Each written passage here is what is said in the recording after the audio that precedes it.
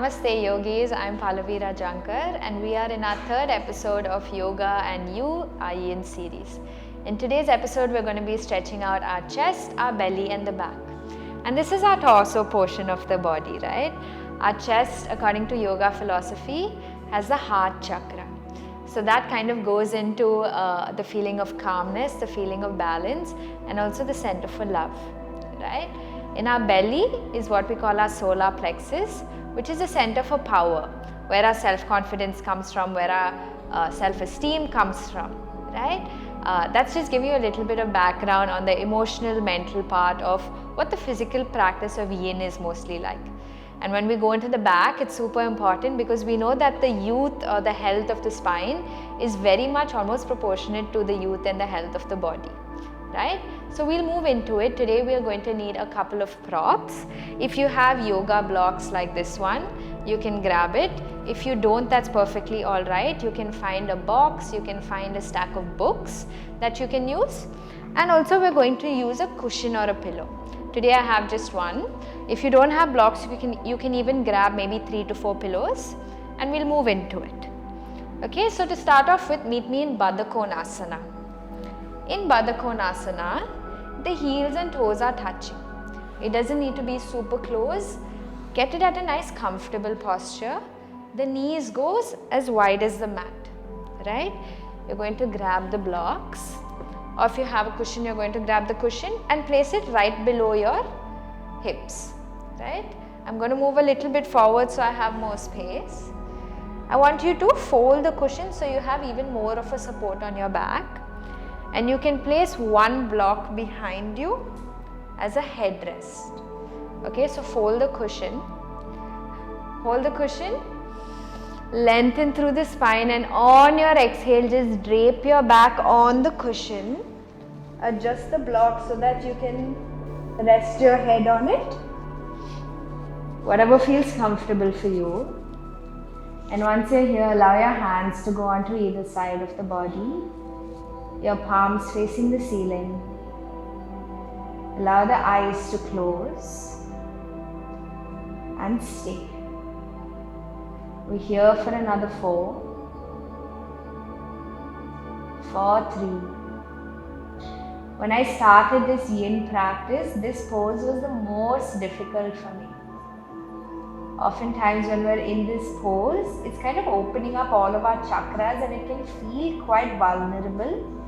You may even feel certain emotions coming up. And that's your cue to stay. Don't escape the pose. Don't try to run away from what's coming. Just stay. For another 3. Allow your shoulders to sink deeper into the earth. Allow the eyes to close. Just rest in this posture. Notice the stretch that you feel at the front of the body. For 2. Being quiet, moving into the breath. Remember, we're using the pillows and we're using the blocks and all of these other props so that we're trying to get the body as comfortable as possible. Don't forget to breathe. Last few breaths here. Sink lower. Imagine your muscles are just melting into the earth. Last little breath here. And for 1. Don't whip out of the pose. Very slowly use your hands and your elbows to prop yourself back up. Bring your chin to your chest and then slowly come back into a neutral spine. Gently move the pillows and the blocks from behind you so that you have more space. The back is neutral, hands are on the ankles. Inhale with me, take a deep breath, and on your exhale with a straight back, lead with your chin and forward fold. Your hands can come in front of you or it can stay with the feet. Go as close to the earth as possible. Try to lead with your chin, back is straight. On your exhale, dome your back, dome your shoulders. Allow your hands to move all the way to the knees. Hold on to your knees as you push your shoulders apart. And we're going to draw these waves 2 more times. So ready? Inhale, make this big wave with your body, leading with your chest, come down to the earth. And on your exhale, dome the back. Allow the shoulders to go apart. Notice if there's any tightness, any kind of discomfort in the back. One last time. Inhale, shift your weight forward to the front of the room. You'll feel the stretch even in your inner thighs and on the outer thighs. On your exhale, dome your back. Hands come to your knees, staying there for a few seconds. Notice what that's like. You'll feel some tension, you'll feel some tightness in the back. Give yourself permission to release it. And for one, slowly come back into center. And we're going to straighten out the legs now. Legs are facing the front of the mat. With your left hand, place it underneath your left hip. Sit on the left hand. Right hand goes underneath the right hip, sitting down. Elbows are straight so that the back is straight as well. And I'm going to lean back now. So inhale with me. Exhale, slowly bring your your elbows down to the floor. Toes are pointing to the front of the room. And on your exhale, slowly allow your head to come down to the earth. Coming into Matsyasana. Now in this pose, I want you to imagine there's a string attached to your chest that's pulling your chest up to the sky. And almost like that same string is pulling your head down to the earth. So it's like you're being pulled in two opposite directions at the same time. It's a bit hard for me to talk, so stay here for another 3.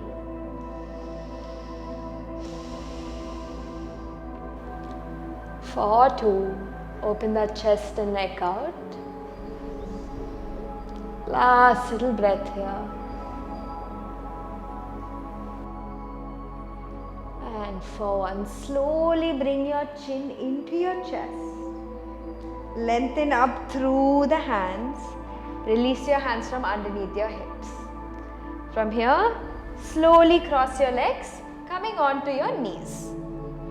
Right, you're on your knees and you're going to stand on the knees. Right, we're going to go into Ustrasana or Camel Pose. So from here, inhale with me, straightening out the spine. Exhale, hands go behind your thighs. If it's possible, stay here.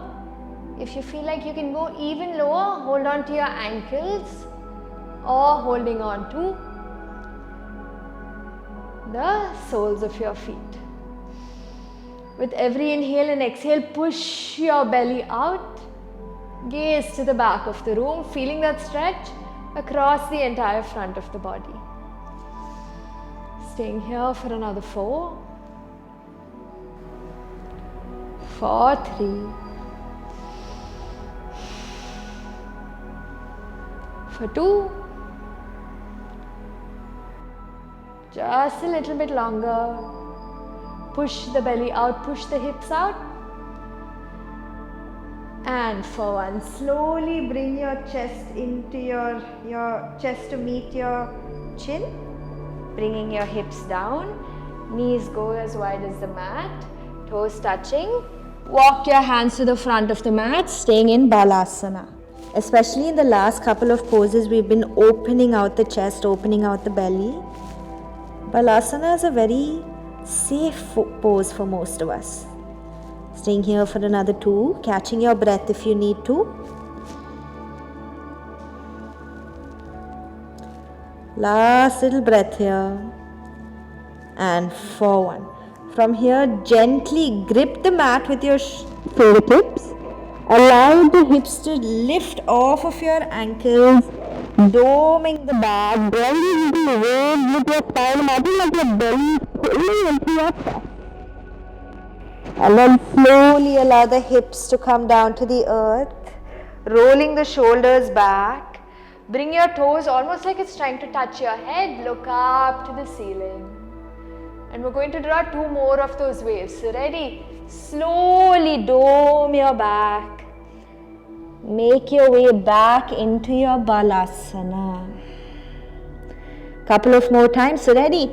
Inhale, lift the hips up, moving through the spine. Allow the shoulders to go apart, bringing your hips down to the earth.